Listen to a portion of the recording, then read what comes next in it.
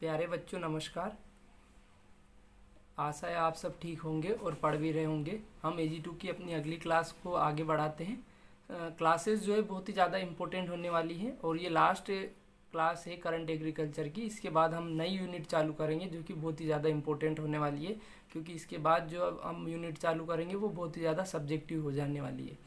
तो अभी हम ये लास्ट जनरल एग्रीकल्चर या हम करंट एग्रीकल्चर का है उसकी लास्ट क्लास को देखते हैं। बहुत ही इंपॉर्टेंट क्लास है बेटा। सबसे पहले जो हमें स्लाइड दिख रही है वो है list of important cabinet minister. ये जनरल जानकारी है कि जो कैबिनेट मिनिस्टर या जो मिनिस्ट्री हमारे एग्रीकल्चर के काम की है उनके मिनिस्टर कौन कौन है ये हमें पता होना चाहिए। सबसे पहले और सबसे इम्पोर्टेंट मिनिस्ट्री की ओर चलते हैं, minister of agriculture and farmer welfare. ठीक है, कृषि एवं कृषक कल्याण विभाग है ना। Ministry of rural development and ministry of Panchayati Raj, ये तीनों एक ही है ना। मिनिस्ट्री ऑफ रूरल डेवलपमेंट का मतलब है ग्रामीण विकास मंत्रालय और पंचायती राज मंत्रालय। तो पंचायती राज, ठीक है, या ग्रामीण विकास या कृषि एवं कृषि कल्याण, तीनों विभाग के जो मंत्री हैं वो है श्री नरेंद्र सिंह तोमर। हम शॉर्ट फॉर्म में इसको बोल देते हैं कि भाई श्री नरेंद्र सिंह तोमर ही हमारे कौन से मिनिस्टर हैं, एग्रीकल्चर मिनिस्टर हैं।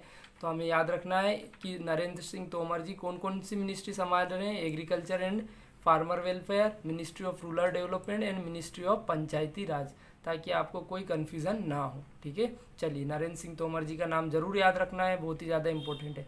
फिर आ जाती है ministry of food processing industries. देखिए कोई भी लाइसेंस अगर हमें फूड हमने बनाया, माना कोई भी केचप अचार जो भी कुछ बनाया है ना, सॉस बनाया है, चटनी बनाई है, कुछ भी जो भी चीज़ हमने बनाई है जो कि प्रोसेसिंग में आता है, फूड को प्रोसेस करके बनाया है, तो प्रोसेसिंग इंडस्ट्री से हमें क्या लेना पड़ेगा, उसका लाइसेंस लेना पड़ेगा।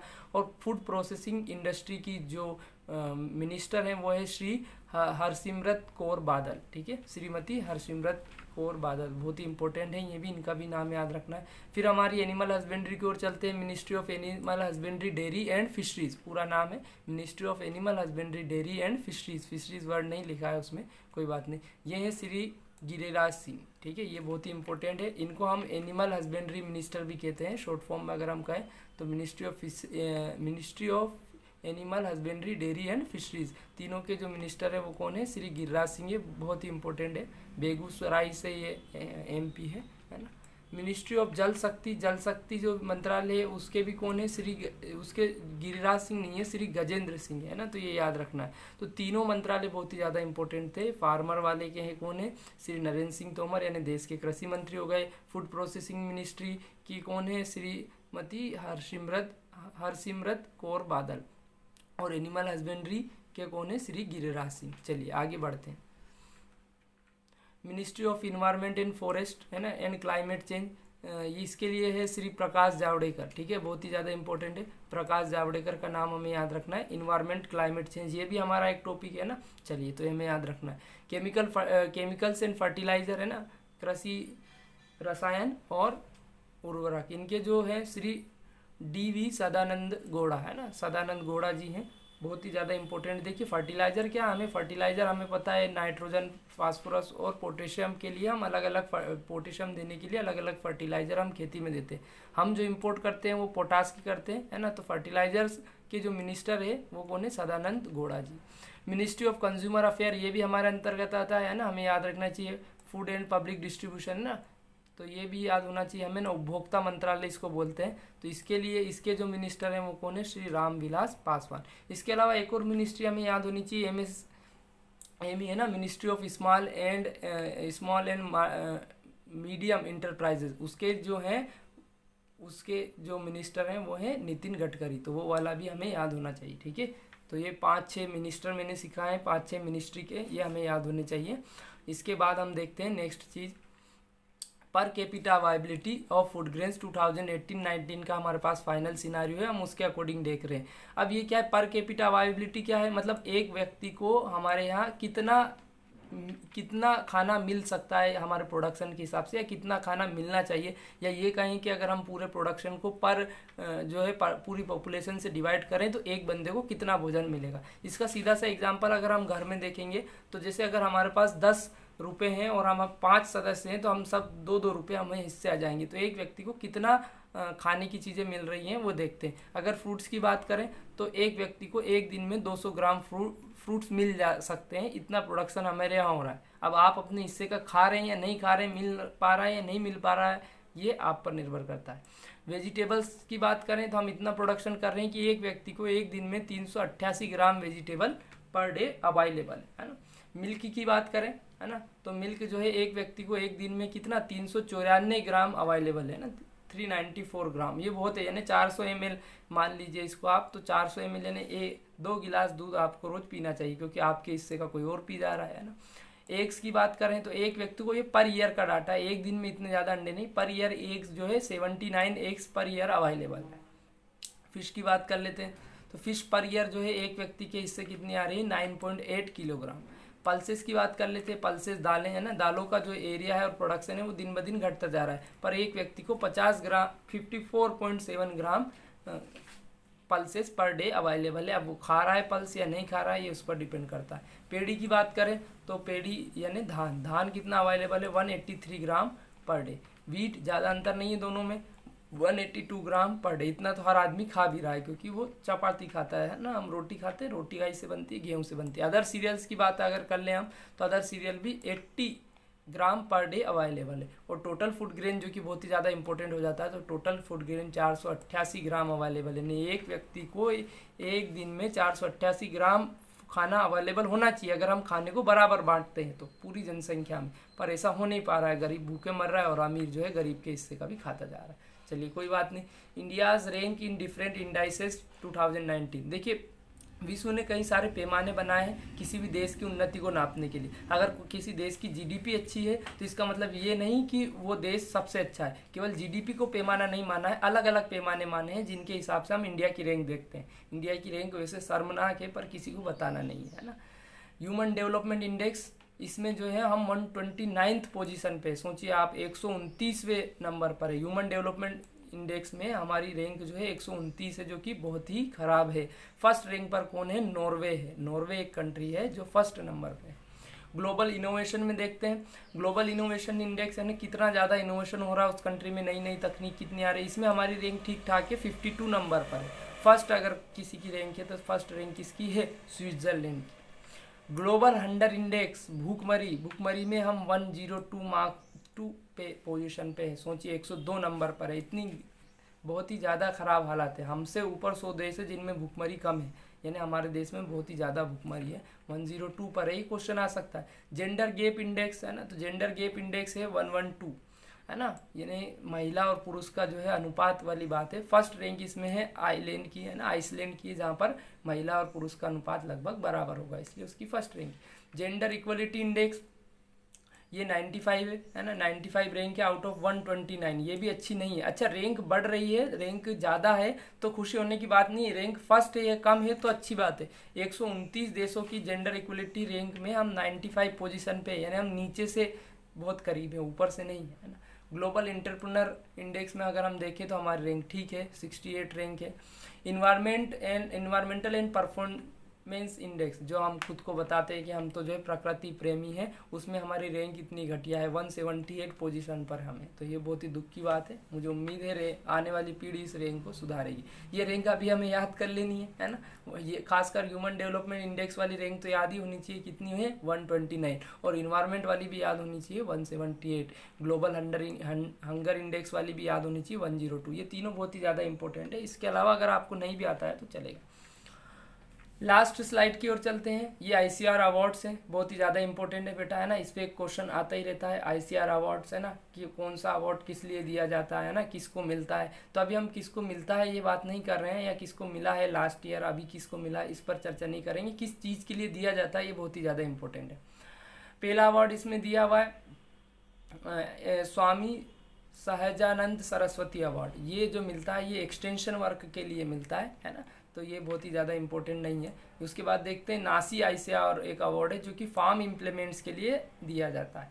हल्दर अवार्ड बहुत ही ज़्यादा इंपॉर्टेंट है बेटा। ये हल्दर अवार्ड किसके लिए दिया जाता है, ऑर्गेनिक फार्मिंग के लिए दिया जाता है। अगर कोई जैविक खेती कर रहा है और बहुत अच्छा जैविक खेती कर रहा है तो उसे हल्दर अवार्ड मिल सकता है ICR की तरफ से। इसमें प्रशस्ति पत्र मिलेगा और पैसे भी उसको मिलेंगे, ठीक है। ये हमें इतना ज़्यादा अंदर जाना नहीं कि किस अवार्ड में कितने पैसे मिलेंगे या क्या क्या मिलने वाला है ना, क्या क्या सुविधाएं उसको मिलने वाली है, हम केवल नाम याद रखेंगे। लाल बहादुर शास्त्री अवार्ड, ये यंग साइंटिस्ट अवार्ड है। कोई युवा अगर वैज्ञानिक है और कुछ अच्छी खोज करके निकालता है तो उसको लाल बहादुर शास्त्री अवार्ड दिया जाएगा। रफ़ी अहमद किदवई अवार्ड बहुत ही इंपॉर्टेंट अवार्ड है, outstanding research in agriculture and allied sciences. Agriculture या एग्रीकल्चर से जितने भी संबंधित और भी विज्ञान है उनमें अगर कोई बहुत ही अच्छी रिसर्च करता है तो उसको रफ़ी अहमद किदवई अवार्ड से नवाजा जाता है। अभी तक दो सबसे ज़्यादा इंपॉर्टेंट अवार्ड है, वो है रफ़ी अहमद किदवई अवार्ड प्लस जो है हल्दर अवार्ड। ये दोनों अवार्ड हमें याद होना चाहिए, हल्दर अवार्ड और रफ़ी अहमद किदवई अवार्ड, है ना। ये दोनों अवार्ड हमें याद होना चाहिए किस किस के लिए दिया जाता है। हल्दर अवार्ड है ऑर्गेनिक फार्मिंग के लिए और रफ़ी अहमद किदवई अवार्ड है outstanding research in agriculture as well as allied sciences. Next award की ओर मूव करते हैं, फ़खरुद्दीन अली अहमद अवार्ड। ये outstanding research in tribal area, यानी अगर जनजाति क्षेत्रों में अगर आप कुछ अच्छा काम करते हैं, कुछ अच्छा रिसर्च करके दिखाते हैं जनजाति लोगों के लिए, तो आपको ये अवार्ड मिल सकता है, जो कि है फ़खरुद्दीन अवार्ड। चौधरी देवीलाल अवार्ड, ये मिलता है outstanding all India coordinate research project award, AICRP। देखिए सरकार ने क्या हर फसल के लिए AICRP चला रखा है। A मतलब ऑल, I मतलब इंडिया, C मतलब कोऑर्डिनेटेड रिसर्च प्रोजेक्ट, है ना। पूरे देश में किसी एक जगह को चुन लिया गया है। जैसे सीहोर के लिए, सीहोर में जो चल रहा है वो all India coordinate research project on pigeon P चल रहा है, आरआर पर चल रहा है। तो अगर आपका जो प्रोजेक्ट है वो आप उस पर अगर बहुत अच्छा काम करते हैं तो आपको ये अवार्ड चौधरी देवीलाल, है ना, अवार्ड आपको मिल सकता है ICR की ओर से। ये सारे ICR अवार्ड हैं जो ICR देता है। सरदार वल्लभ भाई पटेल अवार्ड, ये outstanding ICR research ICR institute award है। अभी ये अवार्ड मिला था JNKV को, यानी कोई ऐसी संस्थान जो बहुत अच्छा काम कर रही है, कोई ऐसी स्टेट यूनिवर्सिटी बहुत अच्छा काम कर रही है तो उसको ये अवार्ड मिलेगा। तो JNKV को ये अवार्ड मिला था। बहुत ही ज़्यादा इंपॉर्टेंट अवार्ड आ रहा है, पंजाब राव देशमुख अवार्ड, ये सबसे ज़्यादा इंपॉर्टेंट अवार्ड है। ये आउटस्टैंडिंग वुमेन साइंटिस्ट अवार्ड है। अगर कोई महिला वैज्ञानिक है और वो बहुत ही अच्छी कुछ रिसर्च करती है तो उसे ये अवार्ड मिलेगा, पंजाब राव देशमुख अवार्ड, बहुत ही ज़्यादा इंपॉर्टेंट था। पंडित दीनदयाल उपाध्याय कृषि पुरस्कार, है ना, कृषि विज्ञान पुरस्कार, ये बेस्ट KVK को दिया जाता है। KVK आप जानते हैं कृषि विज्ञान केंद्र, ठीक है, ICR से संबंधित है। वर्तमान में 720 KVK हैं और पहला KVK जो बना था वो बना था पौंडीचेरी में 1974 में, और किस यूनिवर्सिटी के अंदर बना था, TNAU के अंडर में वो आता था। किसान बौद्दीन इंटरनेशनल प्राइज़, ये ग्रीन रिवोल्यूशन के लिए दिया जाता है ना, तो ये किसान बौडियन इंटरनेशनल प्राइज़ है जो ग्रीन रिवोल्यूशन के लिए दिया जाता है ना, ये हमें याद रखना है। जवाहरलाल नेहरू अवार्ड बहुत ही इंपॉर्टेंट है, ये किसके लिए जाता है, outstanding doctoral thesis research in agriculture and allied sciences. यानी अगर कोई PhD कर रहा है और अपनी थीसिस जमा करता है जिसमें वो कुछ अच्छी बात बताता है, कुछ नया बताता है, कुछ अलग बताता है, तो उसके लिए उसको जवाहरलाल नेहरू अवार्ड मिलेगा, जो कि बहुत ही ज़्यादा इंपॉर्टेंट अवार्ड है। डॉक्टर राजेंद्र पुरस्कार जो है टेक्निकल बुलेटिन्स के लिए दिया जाता है। टेक्निकल बुलेटिन्स इन हिंदी के लिए जो है डॉक्टर राजेंद्र पुरस्कार अवार्ड दिया जाता है। बहुत ही ज़्यादा इंपॉर्टेंट अवार्ड है ना। टेक्निकल बुलेटिन्स अगर आप निकाल रहे हो कुछ अच्छी, है ना, यानी पत्रिकाएं, तो आपको ये अवार्ड दिया जाएगा। NG रंगा अवार्ड बहुत इंपॉर्टेंट है। ये डाइवर्सिफाइड एग्रीकल्चर के लिए दिया जाता है ना। कोई अच्छी अगर कृषि कर रहा है जो कि डाइवर्सिफाइड है, मतलब डाइवर्सिफाइड मतलब बहुत सारे उसमें अलग अलग से वो इंटरप्राइजेस को जोड़ रहा है, ठीक है, तो उसके लिए दिया जाता है। बहुत ही ज़्यादा इंपॉर्टेंट आ गया है जगजीवन राम पुरस्कार, ये इनोवेटिव फार्मर को दिया जाता है। कुछ नया इनोवेटिव आइडिया अगर फार्मर लेके आता है या कुछ नया इनोवेशन करता है तो उसके लिए जगजीवन राम पुरस्कार ICR उसे देता है। उसके बाद देख लेते हैं C सुब्रमण्यम अवार्ड, बहुत ही ज़्यादा इंपॉर्टेंट है। आउटस्टैंडिंग टीचर को ये दिया जाता है। ये बहुत ही खुशी की बात है कि ICR जो है टीचरों का भी सम्मान करता है, तो टीचरों के लिए भी C सुब्रमण्यम अवार्ड है।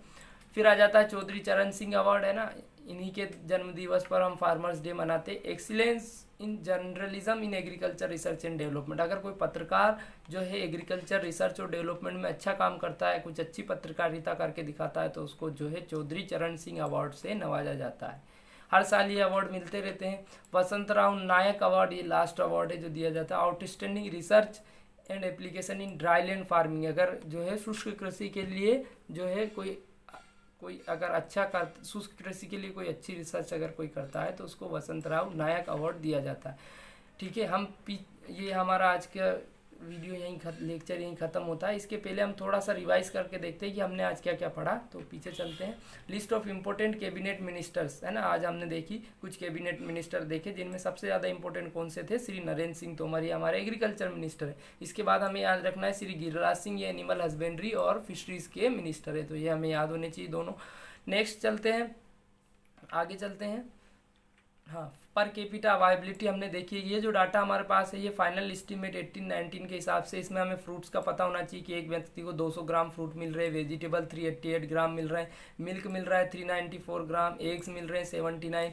इसके अलावा जो हमें आखिरी में याद होना चाहिए कि टोटल फूड ग्रेन्स जो मिल रहा है ना, टोटल फूड ग्रेन्स जो अवेलेबल है वो है 488.7 ग्राम। तो ये सारी चीज़ें हमें याद होनी चाहिए। पर कैपिटा अवेलेबिलिटी क्या है। फिर हमने इंडिया की रैंक देखी, ज़्यादा नहीं तो हमें ह्यूमन डेवलपमेंट इंडेक्स में याद होना चाहिए जो कि 129 है। ग्लोबल हंगर इंडेक्स में हमारी पोजीशन याद होनी चाहिए 102 है। और इन्वायरमेंटल परफॉर्मेंस में हमारी रैंक याद होनी चाहिए जो कि 178 है। इसके बाद आगे देखते हैं, हमने देखे अवार्ड्स हमें ज़्यादा याद नहीं रह रहे हैं तो हमें रफ़ी अहमद किदवई अवार्ड याद होना चाहिए, outstanding research in agriculture as well as agriculture allied sciences. Haldar award पता होना चाहिए, हल्दर अवार्ड दिया जाता है ऑर्गेनिक फार्मिंग के लिए, ठीक है। 2 अवार्ड हो गए। चलिए आगे देखते हैं। पंजाब राव देशमुख अवार्ड हमें पता होना चाहिए, आउटस्टैंडिंग वुमेन साइंटिस्ट है, बहुत ही ज़्यादा इंपॉर्टेंट है। इसके अलावा हमें ये किंग बॉडीन जो है इंटरनेशनल प्राइज़ का पता होना चाहिए, ग्रीन रिवोल्यूशन के लिए दिया जाता है। इसके अलावा जवाहरलाल नेहरू अवार्ड जो दिया जाता है डॉक्टरल थीसिस के लिए। और आगे देखते हैं, है ना, जगजीवन राम अवार्ड या इनोवेटिव फार्मर को दिया जाता है, बहुत ही इंपॉर्टेंट है। और चौधरी चरण सिंह अवार्ड जो दिया जाता है excellence in journalism and agriculture research and development.